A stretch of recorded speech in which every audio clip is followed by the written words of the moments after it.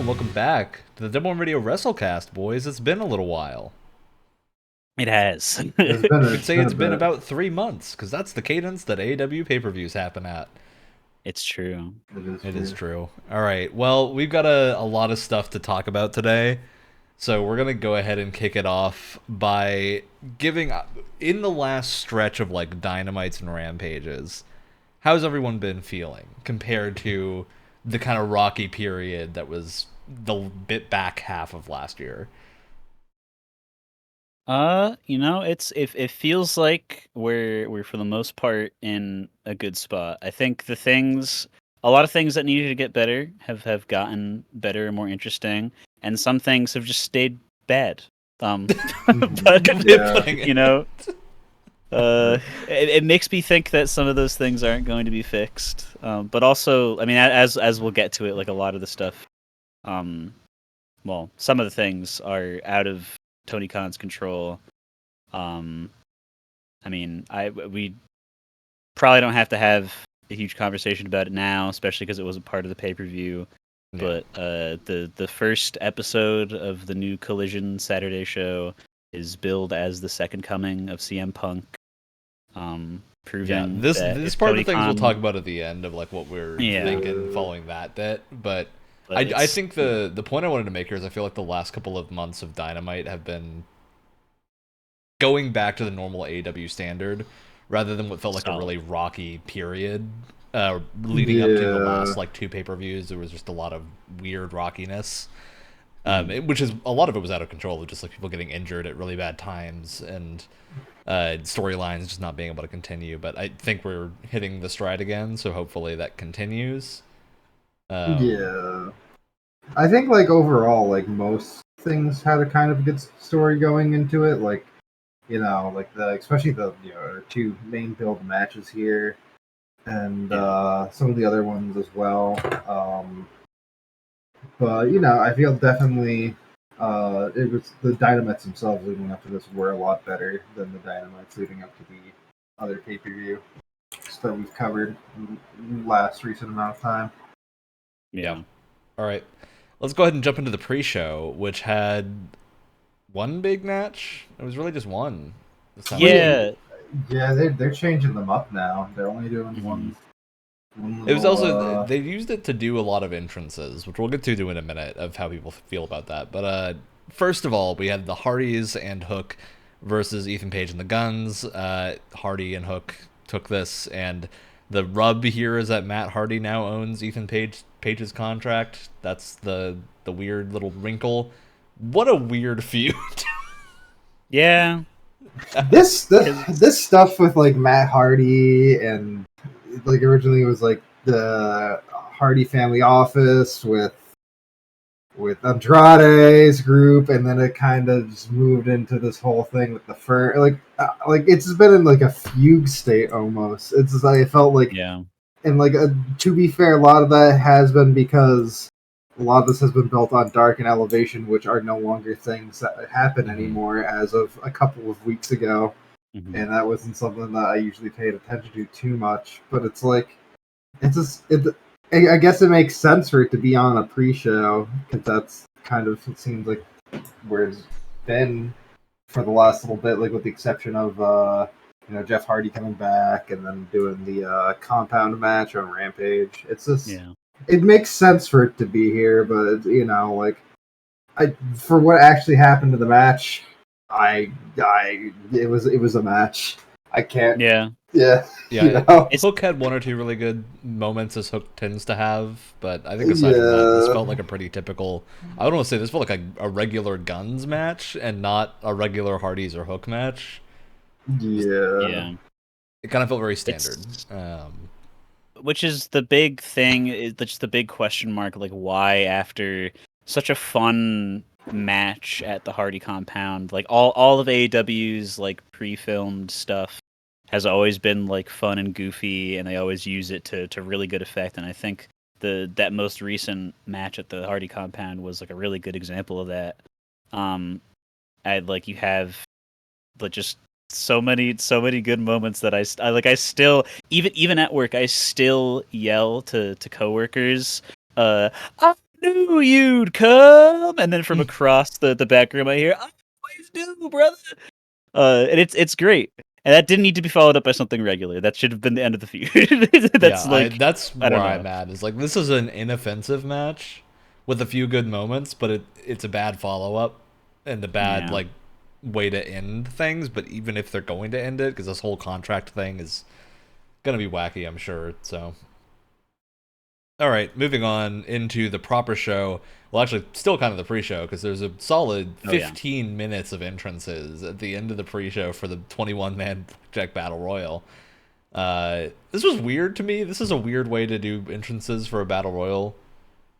Yeah, but it makes sense because this isn't a pre-recorded thing. This is live, and so you have to put them somewhere, and it's a lot of guys. I mean, I guess like as a time-saving thing, I guess they just kind of wanted them all to come at it once. But like, it's very strange because usually you expect the battle royals to just have like the countdown and then somebody comes in, which does take forever, but it's fun. You have like a cool build-up that way.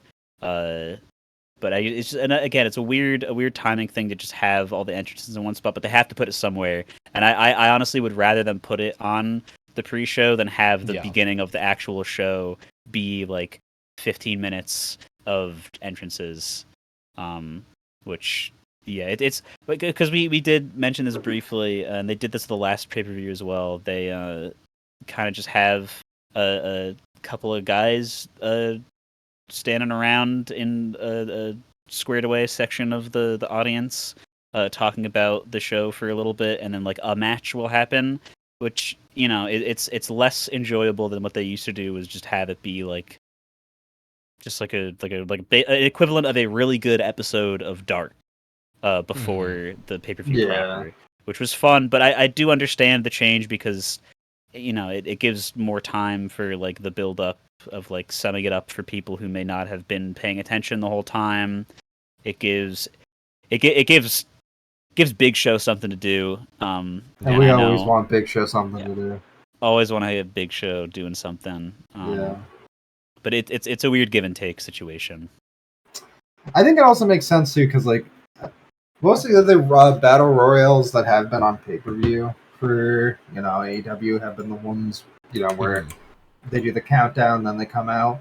Compared to this one, that was being everyone starts in the ring or they're supposed to, So this was like a little bit of change of pace, and I think ultimately it was something for the better, because in terms of all the battle royals that have been on AEW pay-per-views, I think this one definitely was like one of their better ones they've ever had. For sure.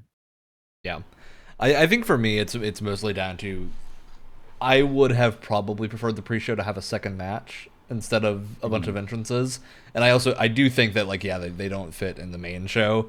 Maybe that's your moment to, if you want to do all the entrances, give the audience there a break to go run to the bathroom or something, or just don't do the entrances like they've done for most of the other just don't do battle them. royales, because it's just I feel like people watching that would just don't care at that point. Like, an entrance is cool when it's one thing or it's like a time-based thing, but when it's 15 minutes of just people walking to a ring and kind of hanging out, I think that's really what made it weird. For this case, like just do oranges for when he comes out, because the whole thing for this match is that Orange is like, I don't really care who I fight next. I'm just gonna fight 20 people. I don't really care. It's fine. Which is funny and hilarious and great, and like Ryan said, the match ended up being fantastic. It's a really, really fun match. I feel like everyone, like, I think there were no screw ups, no botches in this. It felt like everything was executed really well, and that there was never a moment that I was really concerned, especially because this was not a super long battle royal match. Like, they tend to be closer to 30 minutes, I think, and this was just 22. So yeah, they at least feel longer usually. That, and there's just like so many stories going on there. Like, they had the one of all the luchadors working together, which was really sick to see. And then like Commanders like Roadblock was really cool. And then like they developed some stories there with like Orange actually knocking Chuck over, and then Trent taking the bullet for him in the match. You had Ricky and then Jay White and Juice going into this, ahead of time with them having some heat there. Orange's whole story about him, just kind of throwing himself against 20 people, as Brett mentioned. And yeah, it was able to tell a lot of stories within it during that 22 minutes. And I know some people were upset, oh, Jay White and Ricky should have won this, or they should have their own match. But it makes sense for what they were doing on this card. Could have they had a singles match? Yeah, but I mean, they just kind of followed up with the next night, or just during this night. The feud, this was not going to be a feud ender at this pay-per-view. They still wanted to obviously have that go on for a bit longer. Yeah. This was OC's big moment. Exactly. To me, this feels like, for anyone that's doubting that Orange Cassidy is at this point, it's a wild take to have, I feel like, but it's still a good showcase of how good he is at this sort of situation. And yeah, all the beats that he had in this match were amazing. The ending, I think, is a great mix of legitimately a good decision and also just really funny of taking someone's hand off. Yeah. Because it's hilarious, because Swerve obviously is very good at playing into that and was able to do what felt like a Looney Tunes air hang for a second. Yeah. It's great. Yeah. Yeah. I think that it makes it even better because Swerve as a character is so so technically sound and smooth. Just every single thing he has a response that isn't just bumping into the turnbuckle. He always manages to worm his way between the ropes, or do a weird crazy roll, or flip himself 180 degrees the other direction with no delay or whatever. And to just see him go out with just a boot to the wrist it's hilarious. It's comedy gold, which is not the last time they will have comedy gold in this pay-per-view. But that made me very, very happy. It's very good. Yep, and I think it was cool to see Brian Cage get some stuff to do. Thank God. He hasn't really done a ton all the time in recent months, so seeing him get to do some stuff, especially as moment as big as getting Keith Lee out, I think is impressive. It's a good rub for him. All right, any other thoughts on this match before we move on? Big Bill was in this match, right? Big Bill was in this match, Brett. And I need to vouch for Big Bill, because you know what? When you see somebody come out and they're just their thing is that they're large and they come out in jeans and Timbs and their name's Big Bill, I just go all right, well, this guy, he's gonna be the big jobber equivalent. He's gonna be physically large, and then this gonna be there for the little guy to take out or whatever. Big Bill kind of rocks a little bit now. I'm gonna be honest with you. I don't know what happened, but my man has gotten fun to watch. Not just in the Battle Royale, where he had some cool interactions with the smaller high flying guys, but in either the Dynamite or Rampage after the pay-per-view, he had another really good match. The one with Swerve and Trent. Yes. Yeah. He just, I don't know. He bounces off other guys really well and really interestingly for just a big dude, and I just don't. I wasn't expecting that from him. It's probably he's reached just above the bare minimum probably in most people's eyes, but I don't know. I was ready to just be bored of him forever and never care, but he's become genuinely fun to watch, and I was just not expecting it. I'm ready to be convinced by more Big Bill in the future. Yes, please. Big Bill for world champion. I need the Big Bill push. Our next match is the unsanctioned match with Adam Cole and Chris Jericho. This was weird. I don't know. Don't forget about Sabu. This felt weird. Sabu. And Sabu. Who specially enforced for, I think, 2 minutes. Minute and I don't think he was there for very long. Yeah, he showed up. Yeah, this match wasn't good. I'm just saying. This is weird. That's what I'm getting at with weird. This was bizarre to me because it's an unsanctioned match that, well, spoil the ending here. It ends with a referee stoppage. Yeah. Which is just, first of all, bizarre. But again, this is a show that also has an Anarchy in the Arena on the card. That's the thing. And the unsanctioned match is kind of the tamest thing that I could have imagined these two doing. And I'm not a huge blood sport wrestling guy, but I know that Jericho and Adam Cole are capable of better. Yeah. And this didn't feel like a good thing. Especially with the stakes they built into the feud, right? You know, like, Adam Cole should be, like, pissed at Chris Jericho. Like, he should want to, like, really, really want to hurt him. Yeah. And, like, nothing crazy really happened. Like the crazy stuff that happened, right? Sabu went through a table, which I didn't think it would go through a table. But that wasn't Adam Cole or Chris Jericho doing something. Yeah. That's not one of the people that should have gone through a table. Yeah. Adam Cole used a fire extinguisher that he took way too long to try to use.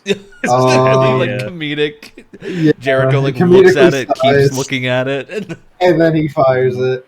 And then they used a chain.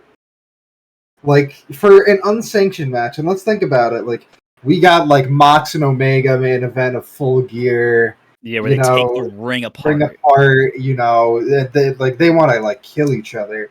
And I felt like with the stakes they built for this should be the same thing.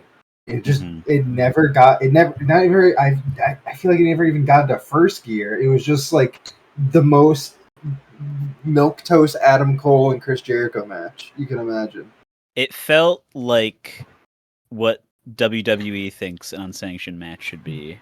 Because there was very little blood at the very end. That was probably actual color. I don't think that was like a blade or anything, because my man was getting punched in the head over and over, and I could see Adam Cole's knuckle clipping him, actually. And that was like that scene in, like, complete isolation from the rest of the match was like, okay, this is, like, even though this is unsanctioned, like, that's, you know, that referee stoppage, I get it. But, like, there needed to be 1 or 2 more gallons of blood in the ring before, like a referee stoppage. I need to be concerned about the health of these people, which happens in regular AEW matches quite often. And, like, again, Adam Cole and Chris Jericho know what they're doing. They're very good at their jobs. This seems like they didn't bring it. And I wonder if that's just a mismatch of, like, Adam Cole, I think, is better at working with people that are faster than Chris Jericho, just in terms of match pace. And Jericho is better at working with people that go harder than Adam Cole goes in terms of, like, heavy hitting and whatnot. And we saw that in the feud leading up to this, because Roger Strong and Chris Jericho had a better hardcore match equivalent than Adam Cole and Chris Jericho did. Yep, it's true. Yeah, it's like, let Adam Cole do the hardcore matches when it's like a War Games or something, and not the equivalent of whatever this was. Moment of the match for me was good old Dr. Britt Baker running out with a kendo stick and seeming to hit harder than anyone else in this match even considered doing at any point. She was the angriest person in the ring. Yeah, it was far angrier than Cole. Yeah, I think the kendo stick broke eventually. It broke on, like, the first hit. Like, it went hard. That was great, but it really didn't matter. Like, it ended immediately. So I don't know. I think this was just weird. This is a weird lead up. The whole payoff at the end is that Saraya and Chris Jericho get a tag team match against Britt Baker and Adam Cole. Whoa. Which was better than this match. Yeah. I will say. It's just weird. It was just a weird match because it's not a feud ender. It was leading to a mixed tag match, not on the pay-per-view. Really I really wish they would have put this as like an event on one of the Dynamites leading up to this, and then have the mixed tag match on the pay-per-view. Yeah, I would have liked that. Yeah, but I don't know if you caught what Ryan said, right? But he said it deflated the crowd, and after the first match, this pay-per-view crowd. I do want to talk about the crowd. Yeah, kind of bad. So there's two things that I think happened here, and I want to talk about this arena because this is the same place that Double or Nothing was held last year, which I was at. Oh, you're right. Yeah. This arena had a big issue that, from what I heard, was not fixed, which is that the reason the crowd was not super loud during the the Battle Royal is because they didn't let people into the arena until the pre-show started. And it took... Oh, so people were still filing in? Yeah, people were still filing in and, like, getting merch and stuff, because if you wait to get merch, it's gone. So people are, like, getting their merch while stuff is happening. It's the exact same thing that happened last year. And like the year that I was there, people passed out from being in the sun too long waiting. Because it's in Vegas. It's a desert. Yeah. It's very hot, and there's no shade anywhere nearby. So people literally, like, there was someone that had to get extracted on, like, an ambulance when I was there. They were fine later, but, yeah, it was bizarre. So it's very, like, it was exhausting just getting into the arena. So I think the crowd was already light on that. And I've also heard from someone that was there that the crowd was way louder than it comes across as on the pay-per-view. They just weren't mic'd well for some reason. Really? Because, yeah, for reference, I work in Southern California, so a lot of people here go to wrestling shows in Vegas. Like, yeah. And people were like, yeah, the crowd was great. It was just not mic'd well. And so I'm wondering what the actual answer is there, but it's a weird problem to have. Because that's the thing. The battle royal that just happened previously, they were going off for all the spots and everything. You know, they were cheering orange, all the spots that happened in battle royal, and then it just did something like change? Did a mic turn off? I don't know. It just seemed like they were. That's why I thought it was the match, because it wasn't until starting near the end of the next match that we're talking about that the crowd really kind of started picking up again, and wouldn't really get back until a really surprising match that it seemed like the crowd was really getting back into everything. Yeah, I think the crowd here, even regardless of what the reasoning was, felt less exciting than your average Dynamite crowd. Yeah. Which is really weird. Especially because people are going to Vegas to see a wrestling show. They're there to see the wrestling show. That's a commitment to go do. Yeah. So I know the crowd cared about what was going on. It's just a case of why is something didn't happen right. And this match was not helping the situation in any way. Good old Sabu, the special guest enforcer. Bad match. Moving on, unless anyone has final things to say about Adam Cole and Chris Jericho's match. Nope. Nope. All right. FTR versus Jeff Jarrett and Jay Lethal for the Tag Team Championship. This is a good match. This is a pretty solid match. Pretty solid. I think Jeff Jarrett is way better than I ever thought he would be. Yeah. Yeah. Jeff Jarrett is really good at being a piece of trash, and because that's the thing is there's heels obviously in AEW, but people really don't like Jeff Jarrett, and he knows that, and he's really good at playing that up.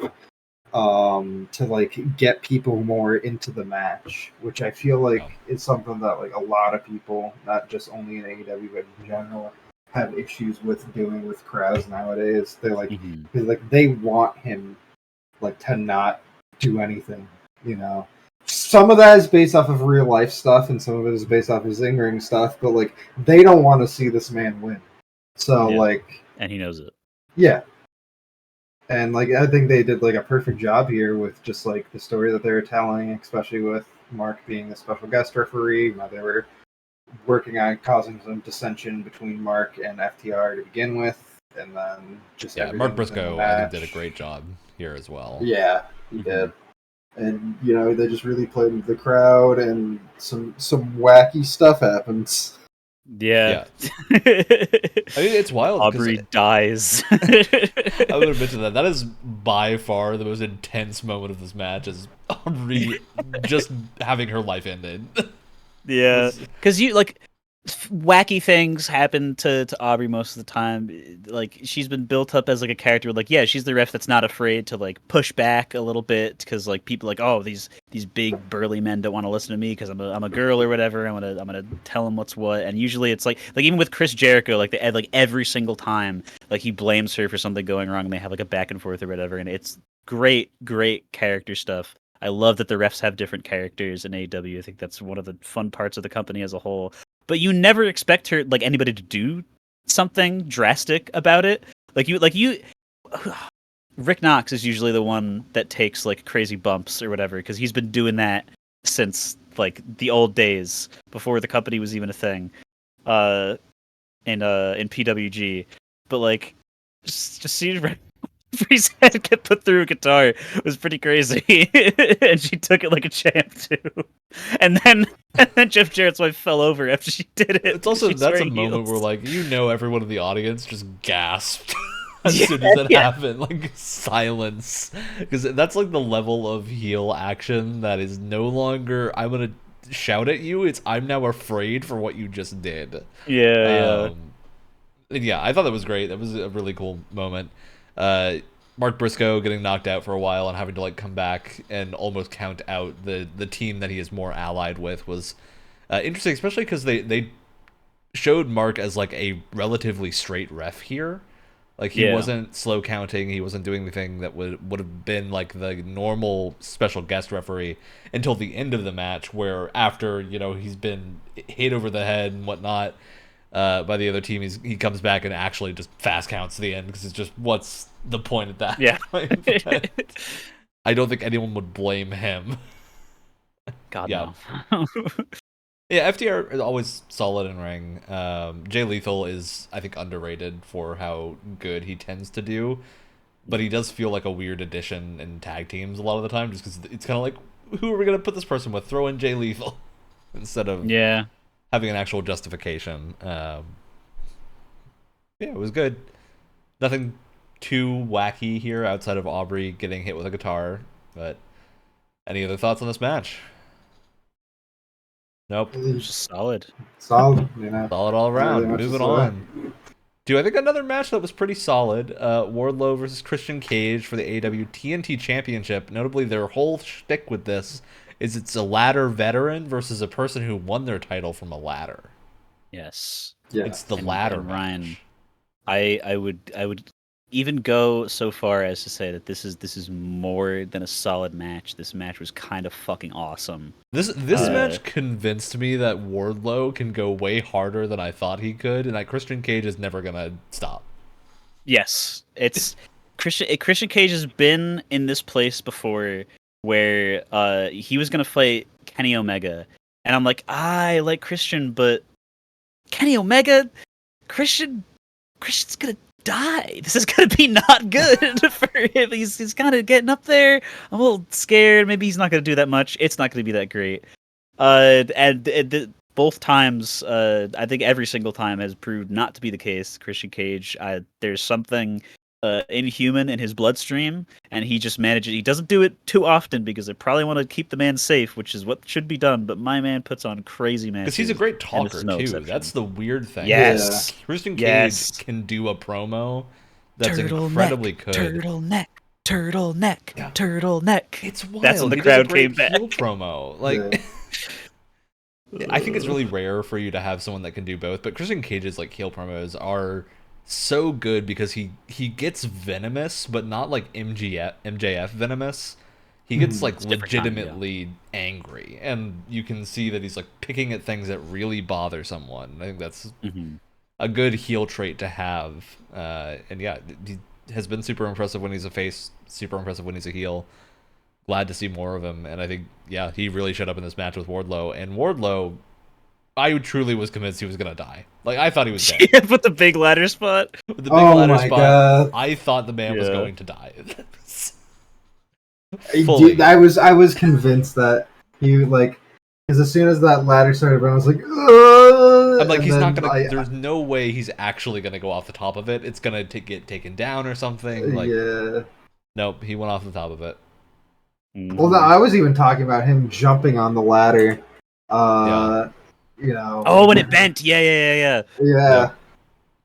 And then that was wild. Hilarious. Causing the best ever. We need to think of a spot in the moment to recuperate, which was Luchasaurus coming in, choke slamming Wardlow, Arn Anderson coming in, threatening him with a DDT, but then Luchasaurus got him in the chokehold again to go for the choke slam, and then Arn proceeds to bite Luchasaurus' thumb off. The crazy thing is that looked super real, even though I think that was probably a blood packet. That looked crazy, violent. It bled in such a way that it looked like he managed to rip all of the skin off of his thumb. It was just bright red and glistening. I have and blood to assume that was a everywhere. case of he had a blood packet in his mouth, because that was too much blood for. That's the thing though too, because it seems like it was such a spot that they had to go to immediately. Because I couldn't imagine that. They're planning. Okay, Wardlow's going to jump on this ladder. It's going to bend, and then he's going to try to climb up it, and he can't because the ladder's all messed up. So, but at the same time, that's a lot of blood. Mm-hmm. Yeah. So it was wacky. Yeah, I think they did a really good job with this match. This was probably my favorite standalone singles match of the night. Just for I think looking at what we have, I agree. I think singles matches with gimmicks tend to be, especially a ladder gimmick, are hard to get right, and I think they got it right, which feels pretty wild. Yeah, it's weird, but I think it's a testament to every single aspect of AEW right now that they were able to do a match with a different stipulation so wrong, followed by, with a match in between, a match with a different stipulation so correctly. The match that has a stipulation that makes sense for a singles match, and then a match that doesn't, and the good one is the one that doesn't seem like it would be good. It's very weird. Very weird. I'm glad we got this match, though. I think it did go really well. Yeah. All right, moving on to Toni Storm versus Jamie Hayter for the Women's World Championship. So this is a sad match, I think, because we all really like Jamie Hayter and wanted her to get the Wembley Arena moment. She's injured. That's why it was like this. It sucks. Apparently her arm is pretty severely injured, and so she had to drop the title. And I think this is probably the best way they could have done it without just having her vacate it. Yeah. Vacating again. Yeah. This title is, at this point, is legitimately cursed. This is a cursed title. Yeah, it feels like bad luck. Genuinely. Everybody who has it gets injured in some way that's not they're going to be out for a month or whatever. No, it's a they need to drop the title type of thing. Yeah. And it sucks. There's a real life reason, but it doesn't make it good. Looking at the timing of it right now, and funnily enough, it's not the shortest match time on the Wikipedia page, but it is only 3 minutes and 5 seconds. Yeah. And it's just, this was the shortest match that we knew about going. Yeah. I don't know. This is one of those things where and it's out of AEW's control because they're just kind of just doing damage control right now, still with it. But this women's championship has not felt very good for a very long time. It's either the matches are boring or the story is non-existent. And it really sucks that just when we were kind of in the middle of a story that existed, with some pretty good heel performers and some good twists and turns, that this has to happen. Thing I'm pissed about that they fixed it with is I don't know about Toni Storm, but okay, I guess she's the choice. I'm sure she's probably because she's had it before, so it's the same thing. How I feel like Toni Storm was the safe option. It would feel really weird for someone who hadn't already had a world title to beat Jamie Hayter this quickly, and Brits obviously can't be there. There's a lot of things. Maybe you throw Sheeta in, but Sheeta's now in a different storyline, so that would also feel weird. Yeah, I think this was probably the cleanest way they could have done this. But yeah, it's really hard to work a better solution in with admittedly not probably too much time to figure this out at all. But I don't know. Toni Storm's run was not very good, so maybe they'll do a better one this time. But it still doesn't feel like she actually. I would have loved Athena or something to get this, but it's also Athena has barely been on the show. Recently. Yeah, she's been in Ring of Honor. So Ring of Honor, so it's just a weird situation where I don't think they have a lot of other top contenders that could have done this. I think what actually would have been the best option here is if Jade had lost her title when she was originally going to lose her title to Kris Statlander. I think that would have been the person that you have come in do this, is you take Jade and give her the world title this way, because I think that's a convincing way. That would be interesting. Make this match happen. But yeah, obviously that wasn't in the cards. So yeah. It's months of timeline difference. It just feels weird to criticize this match because it's not great, but it's only 3 minutes, and it's not great because someone is injured, and we know both of these women are very good at their jobs. Jamie Hayter is, I think, very beloved right now from many fans, just because she's a super interesting wrestler who has that Joshi style, but isn't a Joshi wrestler. So, yeah. Unfortunate that it ended this way. Yeah. Moving on to the secret trios match that we didn't know the opponents for, and of course the opponents were going to be the Acclaimed, because we have to have a crazy Acclaimed rap entrance with the House of Black. And yeah, this match was great. I thought this was really good. Yeah. This is in contention. We talked about best singles match before, but this is in contention for best match of the night for me. Just because, like, at this point, the Acclaimed have grown out of their gimmick being like the only reason that people really like them. Like now they've really like proven that they're actually really good, but also really funny. Yeah, and House of Black is just they're just a machine together. Like I don't know. It's almost like, to me, I think 2 out of the 3 of them, like, trio team in the business right now. I would extend that to tags and larger teams, I think, too. But yeah, they just have such a look and an entrance, and I think they have the perfect storm of gimmick and good stuff going for them that it works every time. And bizarrely, the addition of Julia Hart to them, I think, works so ungodly well. It's crazy. It's just a bunch of things. It's like just coming off of a bunch of things that didn't align very well. The House of Black is an example of something that aligned perfectly. It took time because they had a wacky. They were part of that when we were talking about like the rough patch a couple months back. They were part of that rough patch of like so much weird stuff was going on, of like whether or not they would stay with the company and all this crazy stuff. And then they were like, guys, don't worry about it. We were just taking a break. Yeah. Yep. I don't know. I think this was done really well. The Acclaimed's rap at the start was very funny, as they always are. I love it then just cutting to how serious all of the House of Black look while they're rapping, walking up to this arena. And it's just bizarre. Just like, how are you going to call yourself the House of Black with only white guys in it? And it pans over to them, and they're just like staring there, covered in just like horrifying face paint and like just random ripped pieces of cloth and just tattoos everywhere. And there's just 3 wide, shredded men just grumpy. Looking grumpy. Good. Yeah, I loved that. I think the match itself was actually really good for these two having... I think they have gone against each other one other time, but I can't remember I think so. I think so, yeah. This one, I think they told a really good story with Anthony Bowens getting his arm beat up so badly, and like this is, I think, one of the longest like waits for a hot tag that AEW's done in a long time. Yeah, seriously. This felt brutal. Because they displayed what? It was that, and then building up towards the tag for Billy Gunn too, and then yeah. It was good to see Billy Gunn too, because Billy Gunn, I think, brought it in this match. He looked really good. Yeah, I also like how they're spinning this into more of a story, even though originally it was just like a who's gonna answer the challenge, and now they're kind of building it into more of a story that we saw in the next episode of Dynamite after this. So yeah, good match all around.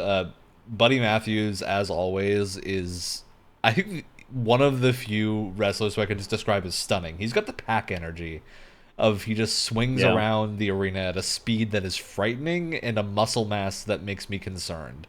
Yes. It's like watching a semi-truck do a backflip. It's just And obviously, like, Brody King being the big man is great. And I think it's a real benefit that House of Black has, is all 3 of their team members are very different in how they wrestle. And that means they're very entertaining to watch, because whenever you see someone get tagged in and out, you know what you're in for generally. Of like, Malachi's very technical and is going to go for the kicks, and Buddy Matthews is just going to go fast, and Brody King's just going to stand there and take the punishment. So yeah, I think that they work together very well, and the Acclaimed work together very well here. And yeah, I just think this was super solid all around.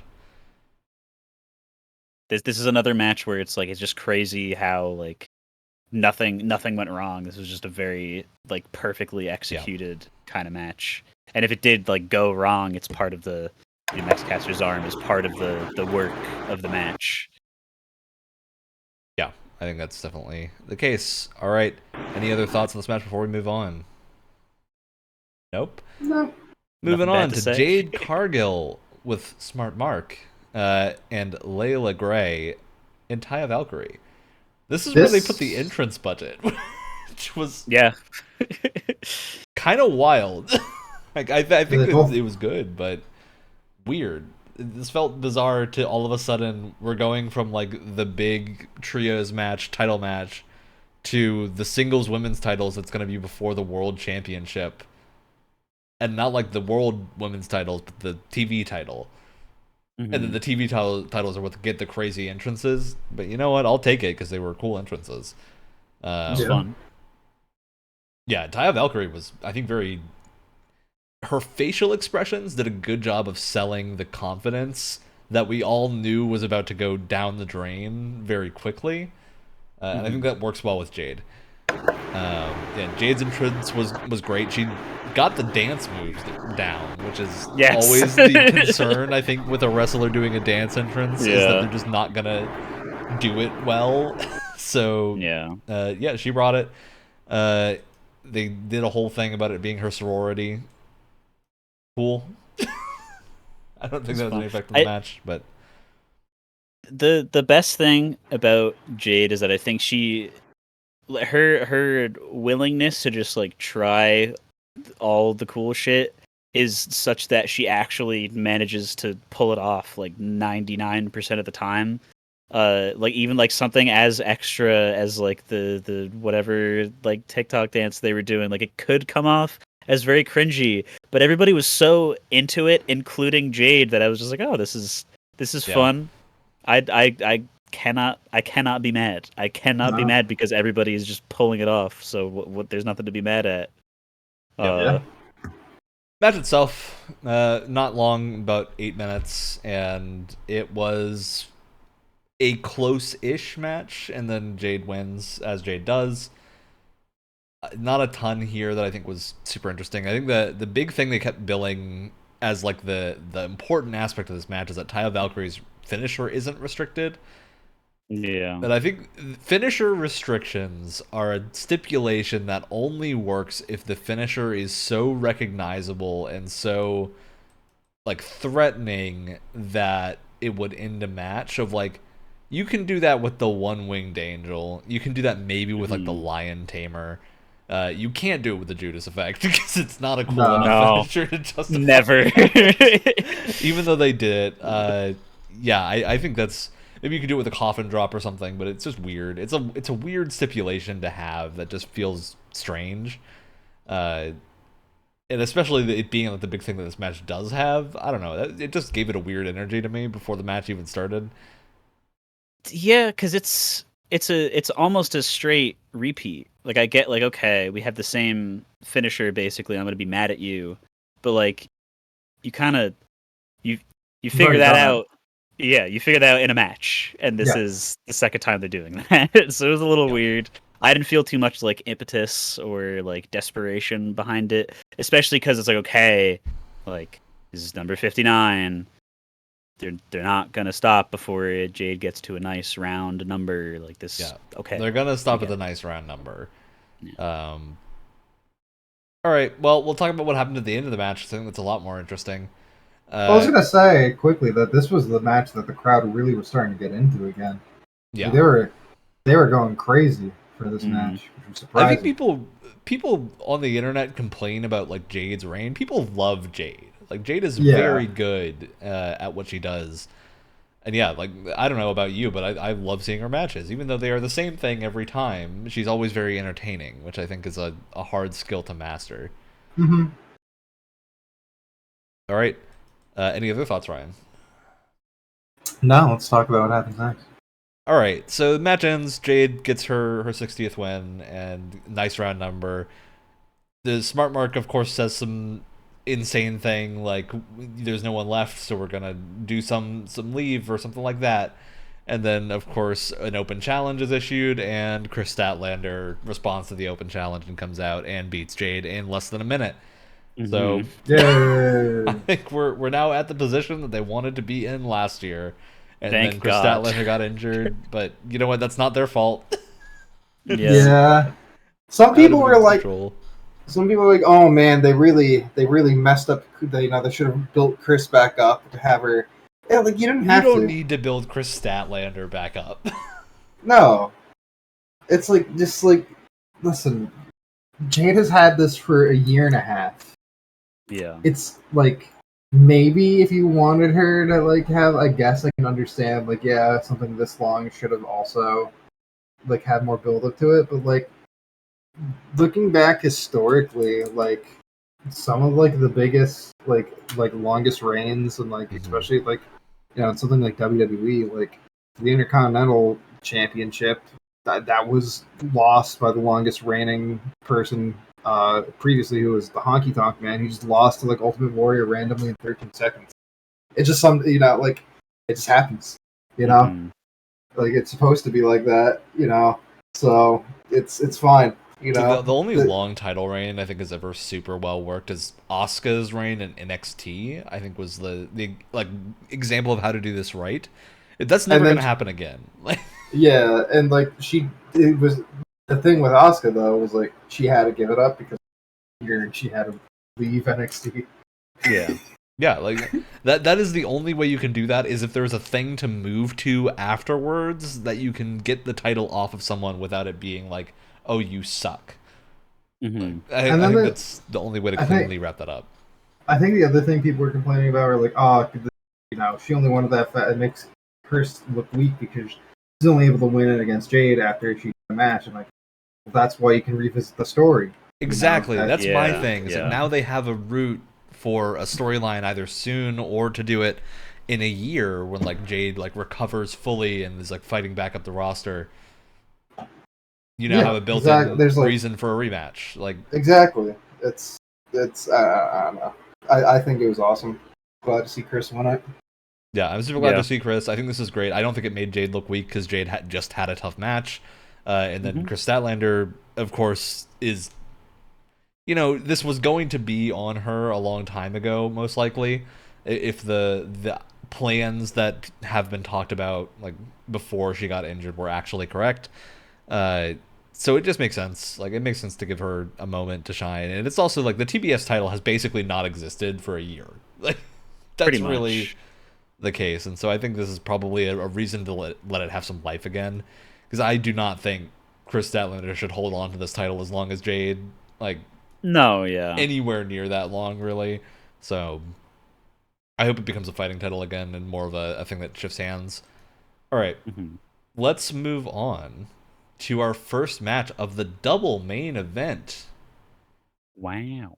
How spicy. The first time they've done a double main event, and they really wanted you to know that this is the first time they've done a double main event in AEW history. The title match. I think it's true. I'm not sure it is. I think they've done it at all. I think they said on pay-per-views. I think they said on pay-per-views because there has been double main events on TV. First match of the double main event is MJF, Sammy Guevara, Darby Allin, and Jack Perry in the Pillars 4-way match. And this was really good. Yeah. Incredible. This was a really good match. The whole gimmick here is that it's the 4 pillars in a 4-way and that MJF doesn't even need to be the person to get panned to lose the title. Because people are so infuriated at him. And MJF is building up this idea that like Tony Khan has an out for him and that because his contract is going to be up relatively soon, which we don't actually know if that's true at all. It's in the kayfabe. That's how they are billing it. MJF is like, well, he's trying to get the title off me, and he's just trying to make me lose it any way he can. And so this match is a way to get that to happen. But of course, the pillars are self-destructive and don't work together, and all lose to like their internal problems. Which Very good storytelling. Super good storytelling of like Darby goes for the crazy move and it doesn't work, and then whoops, you lost. I think it's a case of like Jack Perry's not willing to go hard enough, and so he's not able to keep up in the match. And Sammy Guevara is Sammy Guevara. Sammy Guevara is going to be a dad. Sammy Guevara has a long cue card thing. Which, okay, for a while now, I understand. I guess I don't know. Americans are sad that people get to live a good, happy life together. Darby was in the middle of a face run, and then he got publicly married and made out with Ty once on live television. Everyone booed immediately, and I was Sammy, this is all it takes. This is all it takes for someone to be hated. Is just for two people to love each other. What the hell is going on? And then I'm just sitting here this man's just gonna be in booing hell forever. But thank God that they had the announcement that Ty was pregnant, and it was just cheers. Thank God. The baby got pyro. Incredible. Yep. Cody wishes he was there to see the baby have pyro.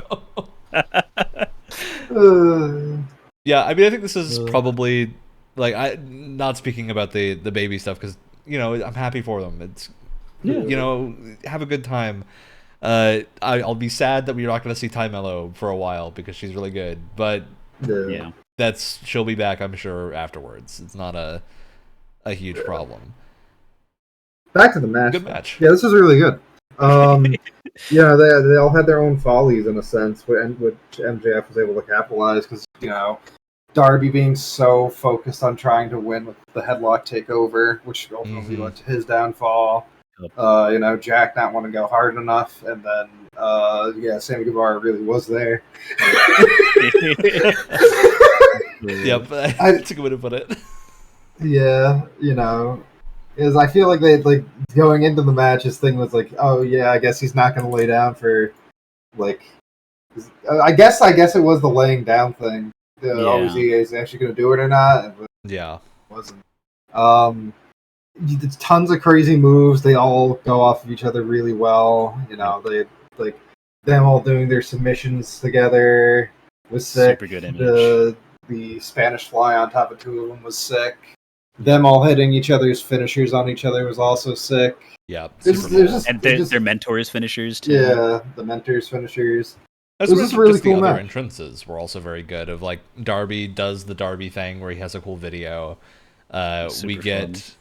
The MJF's entrance here. I think I really liked just because it's weird. It's weird and kind of creepy, and I think that fits MJF's vibe right now really well. Mm-hmm.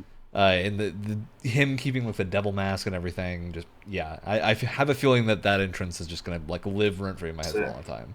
Sammy having the cue cards and then Jungle Boy coming out as a normal person.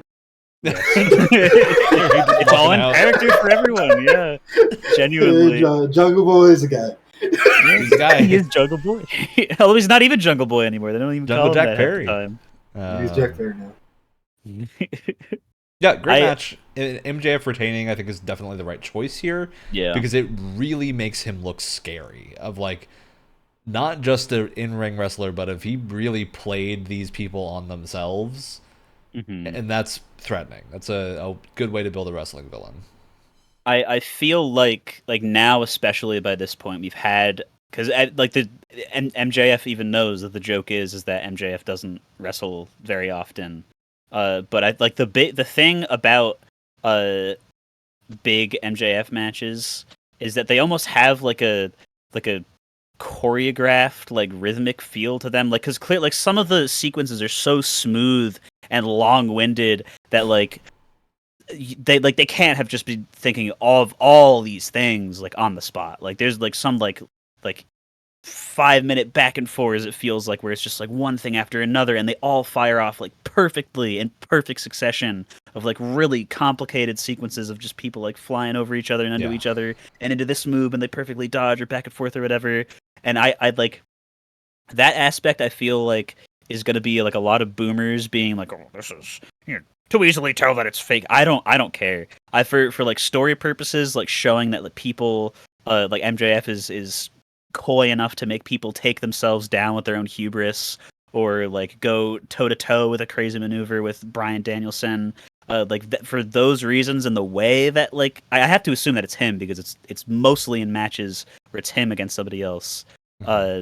his way of thinking that stuff up, or however other wrestlers bounce off with him, is just super satisfying to watch. It makes it feel like it's like a action movie scene or something, but it's real and it's like actually people doing it without any cuts or anything. It's just super crazy to me.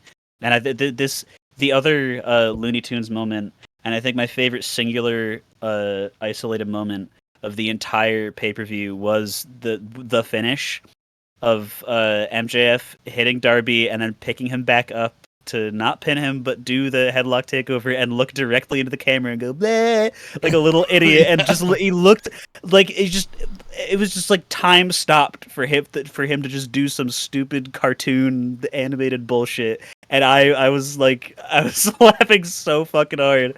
I was like crying on the couch upstairs because it was perfect timing, and of course he wins off of that because it's perfect timing. My man brought back What the Fuh Boom in 2023, and it wasn't stupid. He did it, and it was funny. I don't know how he does it, but he's great in how horrible he is. I've been brainwashed because my mom is his biggest fan. But it's great. Like, I imagine whoever actually beats MJF. Imagine the pop. Oh yeah. Can't wait. Actually, I can't wait because all the matches are really good. But yeah, that's what I was gonna say. Is I hope because that's the whole thing we mentioned. Like it's all about the bidding war of 2024. And I kind of want it to get there. I feel like MJF is the first really long running or longer than usual, because I feel like most of the world champions AEW has had so far have had it for around a year-ish, give or take, 9 months, a month or a year. couple weeks or something. Yeah. I feel like MJF is the first guy that they could just give it to and have it for a longer period of time, because he is that good. I think he is the best heel in the business currently. I mean, granted, I'm not super experienced with all the older guys that are still around or in other promotions or whatever, but MJF is on my TV multiple times a week, and every time he opens his mouth, I'm captivated, and all of his matches are crazy for every reason possible. So I think he can keep the belt for as long as he unfortunately wants, because everyone playing off of him being such an asshole is great. It hasn't fallen flat, I don't think, once. Even when he's picking on the little guys, just the mid cards, he always manages to just pick something out of a situation that shouldn't even exist and be like, "Why am I even fighting you?" And then kick the shit out of him after emotionally slaughtering him in a promo. I don't know. It's great. He's incredible. Yeah, really good. Yeah. All right, moving on to our final match of the night, the Anarchy in the Arena with Blackpool Combat Club and the Elite. Another really good match, I would say. I think this one had maybe a slower start than the other Anarchy in the Arena matches. Of the beginning felt a little tame and a little bit less like an Anarchy in the Arena, and then they just hit a point where it started getting wild again. Yeah. And yeah, I don't think there's ever any doubt here, because every single person in this match would be a person that you could believe taking the world championship, and they're all tag teams right now, which is an impressive group. Their entrances are great. All sorts of things here lined up really well. They pulled the Hangman eye patch thing, which I think everyone expected them to pull, and it was good. Though, man, I do wish we had leather eye patch Hangman around for a little longer, because Punished Venom Hangman is really cool. So good. Yeah, they pulled that spot. It got brutal towards the end. This match got real brutal. The thumbtacks don't usually get me. And then they show a close-up shot of it. Was it Matt Jackson, I think, who got this done to him, and not Nick? I think so, yeah. Close-up shot of his heel with 20 or so thumbtacks just peppered in it, and I was like, nope. Yeah, I'm good. Is big bad. But Ryan, you were about to say, how did his heel get exposed? How Finish did what his you were heel going get to say. exposed? Wrestle Ryan, how? The explosive super kick, obviously. Explosive super From kick. out of nowhere. I was watching this match with Ryan, and that happened, and it felt like we both had a stroke at the same time. Yeah, it's just the screen flashbanged out of no. There's no obvious thing. Like we watched it back, like, oh, is there something on his leg or something? But just watching it in real time for the first time, it's like, what the fuck? Oh my god, his foot just exploded! Bright. It's so bright. It looks so dangerous. It's the kind of thing. This to me was single-handedly. Moxley was like, look, you put me in an exploding barbed wire death match that didn't explode. I want you to explode my face. Yes! yeah. That's what I feel like Moxley said to someone. And then Jacksons were okay with it. So, man. It was crazy. There's so many crazy spots. A wild spot. Especially because it was like cartoon smoke as Moxley toppled over. Like, insane. Yeah, tons of moments of like Kenny getting beaten up on with a whole gang around him.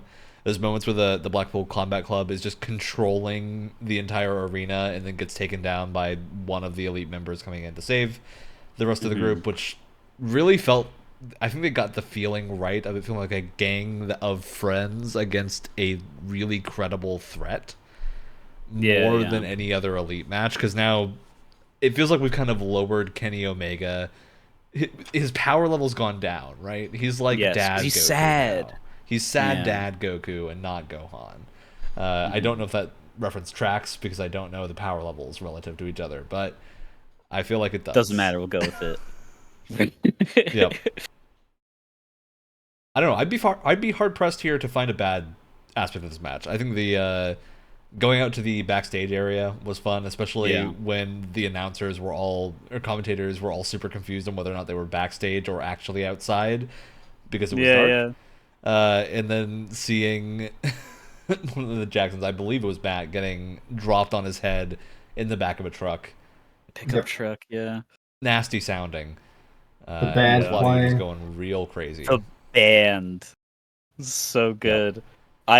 The fact that it's just a thing now, like I don't know if it was, I don't know if the first time was an accident or if it was deliberately It was definitely chosen. an accident, and then people said it was not an accident anymore, and so they kept it going. It's because at the end of the day, it doesn't matter having Mox's entrance music just play on loop 20 times in a row is just kind of badass.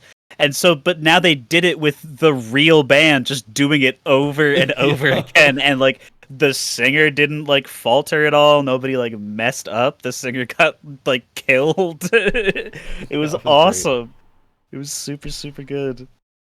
Yeah, I think this was super solid the entire way through, and I see why like they did the double main event thing, because it's hard to top. Yeah.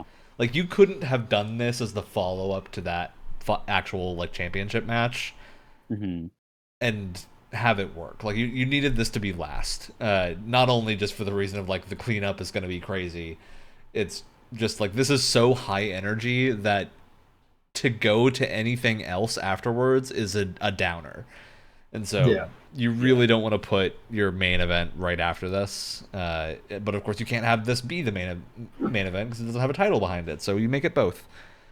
I think it worked really well because it was a really solid match followed by a crazy bombastic match. Yeah, followed by a wacky twist, a wacky turn of events. Yeah. Of who but Konosuke Takeshita of all people coming out to screw over Kenny Omega and win Blackpool Combat Club the match. And I don't think we know for sure if Don and Takeshita are actually part of the Blackpool Combat Club, because every time they're asked they go, heh. Anyway. They get booed out of the building. Yeah, they literally. Oh my god, the show after this, it is worth mentioning. Like, we could hear Don and his promo because he was properly mic'd, and for once AEW sound was coming correctly through the broadcast. But I like reading like the stuff on like Squared Circle and Twitter. People in the stadium could not hear what he was saying because it was just thunderous boos. It sucks, but it makes sense. Well, I thought you were about to say they couldn't hear it in the stadium because it wasn't working, and then you said thunder. No. Like, oh yeah, great. Then now we're good. like because you could hear in the broadcast everybody's booing. I think probably the loudest that people have booed on AEW so far for its existence. Like I don't even know what to like compare it to. It was like, yeah, it was crazy. So loud. Really happy with. I think that overall this pay-per-view is probably not as strong as some of the other ones they've done, but I think it was not as weak as many of the others either. It was a good middle ground overall that I think is brought down by some of the unfortunate injuries and whatnot that had to be dealt with, and like Jamie Hayter losing the championship in kind of an anticlimactic way. And yeah, I think a lot of the feuds here just didn't end in the way they should have, of like the Adam Cole and Chris Jericho match. If that match was a banger, we would have had a whole banger card. But yeah, that was a disappointing match to a feud that I think was actually pretty interesting and well handled. So yeah, I don't know, weird spot to put this pay-per-view in, but I think it was overall very good. Yeah, it feels like the bar for AEW. It doesn't feel like, even though like really cool things happened and like most of the matches were at least like good to very good. Like even like going into it, there was a couple things I wasn't really excited for in the first place that panned out for the most part to be like at least fun to watch. But it feels like this is, the bar. Like AEW met the bar that they have set for themselves. This is not a bad pay-per-view at all. Yeah, they didn't break past it. But incredible. They met it. Yeah.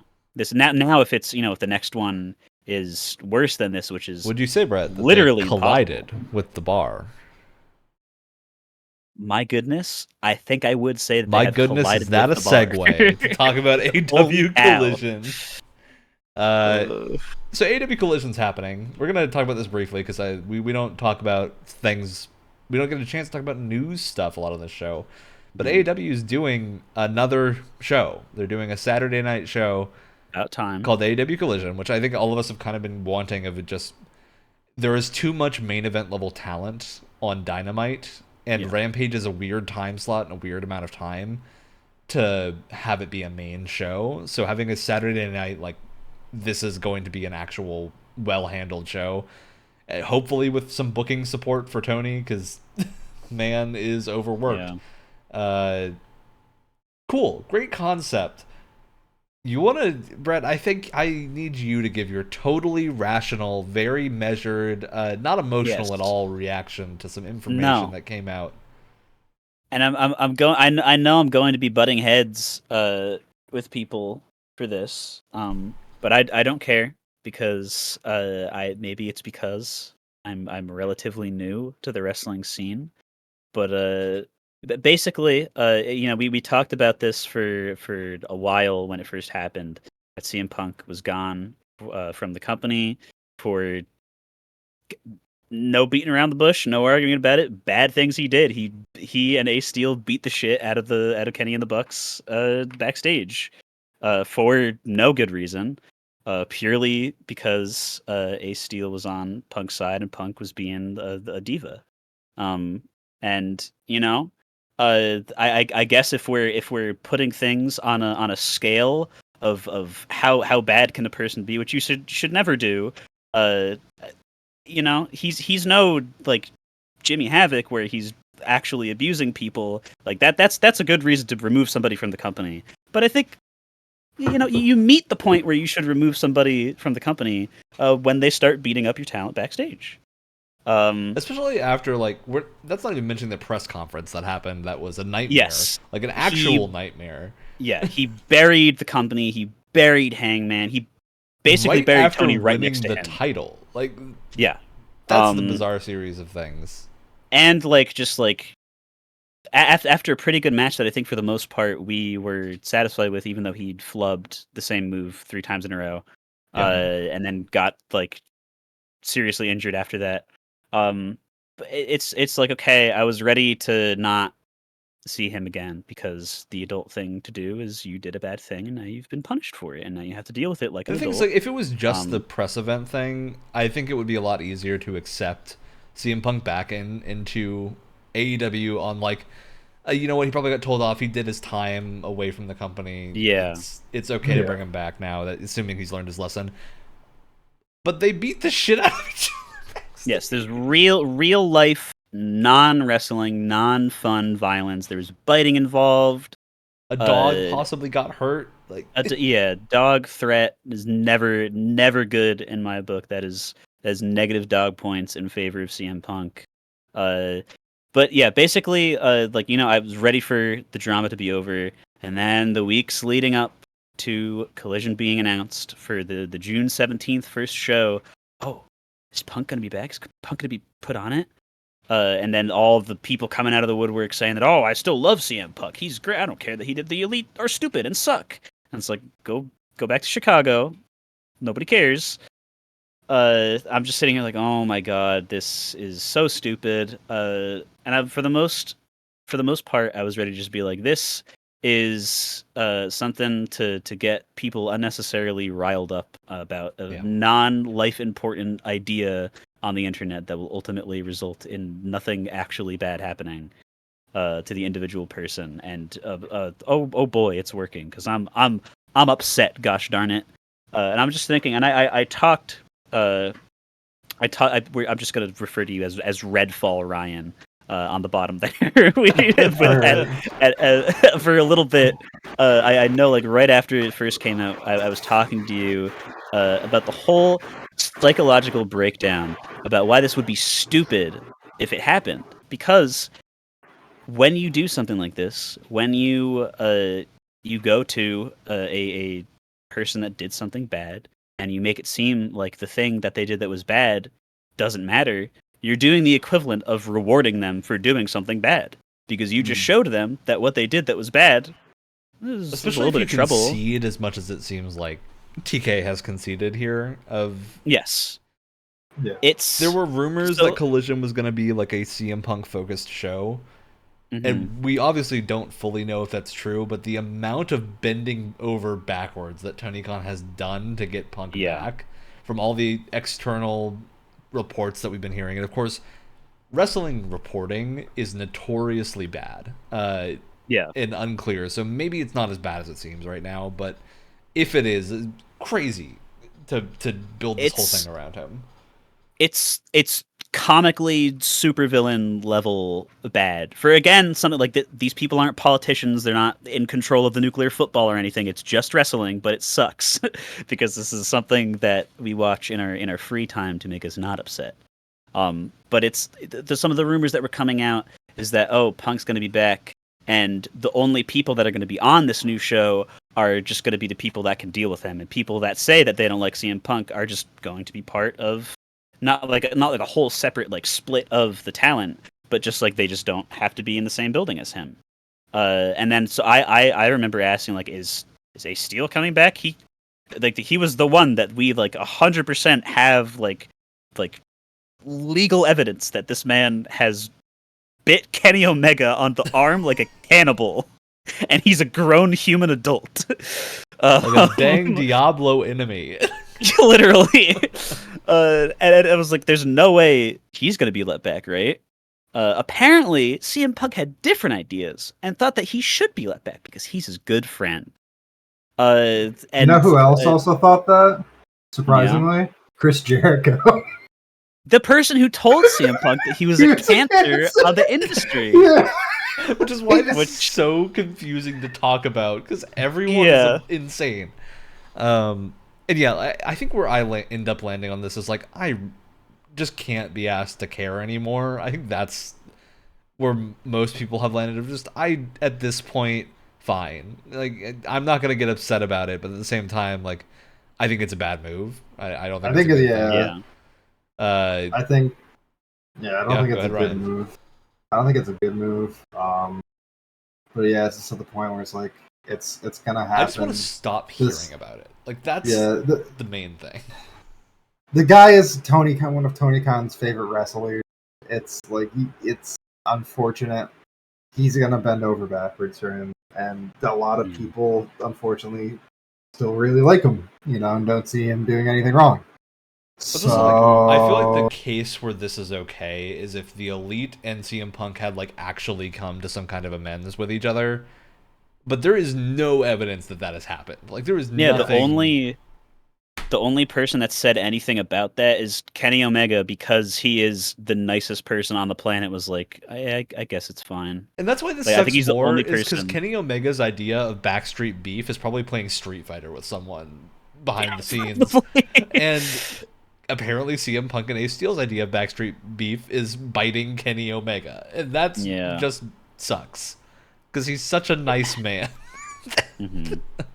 Yeah, it's really weird. I'm gonna be the guy to say it and put my foot down and be like, I'm just not gonna watch Collision, which sucks because it looks like Mira's gonna be on it, and Thunder Rosa even came backstage for part of the advertisement. Apparently Andrade is supposed to be there too, which he beat the crap out of Sammy Guevara backstage. So I guess it's just a buy for everybody now. What a wonderful show this is. Well, you know what this feels like? It feels like when you play a video game that has like a cheater queue. Yeah, but they made up. Yeah, that's true. Yeah, I don't know. I don't know. I feel like this is a disaster waiting to happen, and I really hope that's it the main isn't. thing. Like, I hope that the beef has been squashed and that things are okay. But the lack of communication that has happened around all of this makes the whole thing seem like it's hanging together by a spider silk thread. Like, so incredibly thin. Yeah, we got so many lines before, like, they showed all this marketing material for Collision, and supposedly, like, CM Punk had been scrubbed from the Collision marketing material and replaced with MJF because that's of the thing. Ace Steel thing. Like, there's already drama, and the show hasn't begun yet. There was drama before Tony Khan announced that it was existing. The marketing material without a contract being signed, too. Like, that's just not smart. It just doesn't. I don't know. I do like Tony Khan because he seems to, in the bigger picture, like, enjoy the same thing that I do when it comes to what makes wrestling interesting, which is great because he just so happens to control one of the companies that's making it. But I guess he's a human being, and human beings tend to like other people that they're fans of, and I get it, I guess. But, like, dude, you're like, just take the rose tinted goggles off, because this is silly, and I like that's the main reason why I don't even want to, like, just watch it, because I'm the kind of person that's just gonna not be able to get past, like, I can tell sometime in the near future there's either gonna be some drama, or, like, because that's the thing, the first thing that happened, Kenny Omega is one of my favorite wrestlers ever. I love that man so much. All of his matches are good. Everything that I hear about him is amazing. He's a great person out of the ring. He's just so chill. Like, he's one of the people where it's like, oh, never meet your heroes. I like a 10-year-old. I would love to meet Kenny Omega and just give him a high five or something, because he seems great.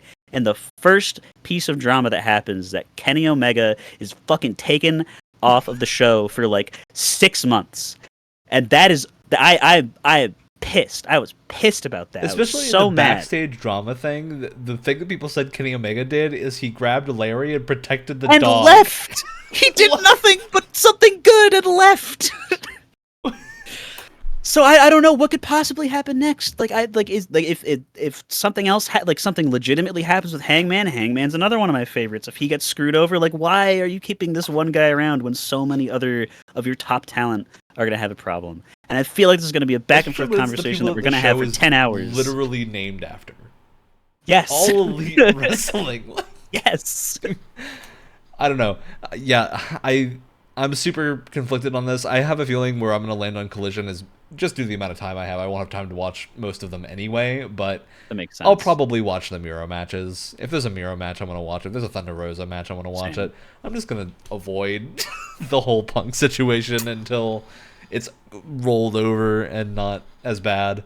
But yeah, I'm really curious to revisit this conversation at the next pay-per-view. Probably not Forbidden Door, because it's too soon. Yeah, after Forbidden Door. After Forbidden Door, to talk about how Collision is actually going from our perspective, and if it's affecting the pay-per-view quality. So that's going to be a big note of, like, when the next mainline pay-per-view happens.